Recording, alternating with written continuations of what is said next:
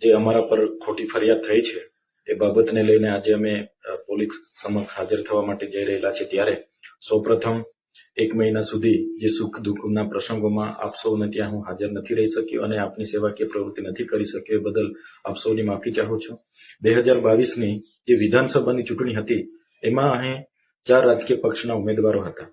તેમ છતાં આટલી નાની વયમાં મધ્યમ પરિવારમાંથી આવનાર યુવાનને જ્યારે 56% જેટલા મત મળ્યા, 1 લાખથી પણ વધારે મત આપીને અહીંની પ્રજાએ મારા પર વિશ્વાસ મૂક્યો, ભરોસો મૂક્યો, ત્યારે ચૂંટાયા પછી જે બીજા ધારાસભ્ય છે જે ઘરે આરામ કરતા હતા એવી રીતે નથી, પણ હું લોકોની વચ્ચે રહ્યો છું। લોકોની જ્યાં પણ તકલીફ હતી ત્યાં ન્યાય આપવાનો મેં પ્રયત્ન કર્યો છે। દવાખાનામાં પૂરતા ડોક્ટરો, સાધનોની બાબત હોય,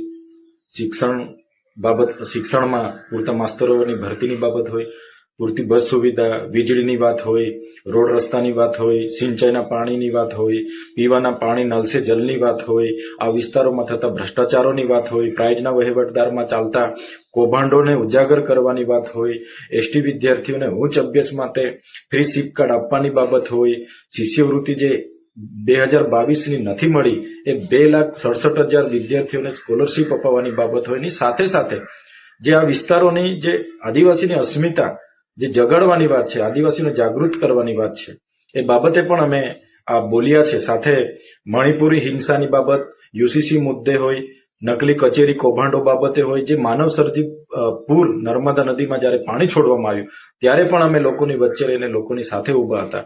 ત્યારે આટલી નાની ઉંમરનો આટલો નાનો ધારાસભ્ય અમારી સામે આંખ મિલાવીને વાત કરે છે અને સડકથી લઈને સદન સુધી લડે છે, એમ કરીને આ ભાજપ સરકારના પેટમાં તેલ રેડાયું। અને એ લોકોએ જ્યારે હું ચૂંટાયો ત્યારે આ ખોટી રીતે ચૂંટાયા ધારાસભ્ય છે એમ કરીને નામદાર હાઈકોર્ટમાં પણ મારું ધારાસભ્ય પદ રદ કરવા માટે એમણે ભાજપના લોકોએ પિટિશન દાખલ કરી। એ કેસ હમણાં સુધી ચાલ્યો અને મને નિર્દોષ કરીને મારી જીત થઈ। ત્યારે આ લોકો કઈ રીતના અમને ફસાવીએ એ ષડયંત્રના ભાગરૂપે આ ખોટા કેસો કરવામાં આવ્યા અને આજે મને અને મારા પરિવારને હેરાન કરવામાં આવે છે। તમે સૌ જાણો છો, ગઈ લોકસભા 2019ની લોકસભામાં પણ આવી જ રીતે લોકસભા પહેલા મને એરેસ્ટ કરી લેવામાં આવ્યો હતો અને લોકસભાની ચૂંટણી પૂરી થઈને 3જા દિવસે મને છોડી દેવામાં આવ્યો હતો। તો આવી જ રીતના આ વખતે પણ મને ગૌદી રાખવાનો આ કાવતરા સામે અમે લડવાના છે અને લડતા રહીશું। મારો પરિવાર કોઈ પણ એમને લોભ લાલચ આપવા માટે પણ આવ્યા છે, ઘણી દાબ દબાણ કરવા માટે પણ આવ્યા, પણ ક્યારેય અમે એમના લોભ લાલચ કે ક્યારેય એમના દાબ દબાણમાં અમે ડરવાના નથી। અમે અહીંની પ્રજા માટે છેલ્લે સુધી લડવા તૈયાર છે। સાથે સાથે આ દરમિયાન જે મને સાથ અને સહકાર મળ્યો છે, પ્રજાનો પ્રેમ મળ્યો છે, એમનો ખૂબ ખૂબ આભાર માનું છું। આ સામાજિક આગેવાનો, રાજકીય આગેવાનો, જે પણ પક્ષના અમને સાથ અને સહકાર આપ્યો છે, સૌનો હું આભાર માનું છું।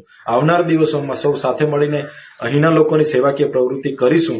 સાથે સાથે આઉટસોર્સિંગ બાબત હોય કે જ્ઞાન સહાયક રદ કરવા બાબતે પણ ખૂબ મોટું આંદોલન આવનાર દિવસમાં કરીશું। એ અપેક્ષા સાથે લોકોને આવનાર દિવસોમાં પણ સાથ અને સહકાર આપો એવી લાગણી સાથે આજે હું પોલીસ સમક્ષ સરેન્ડર કરવા જઈ રહેલો છું। ધન્યવાદ।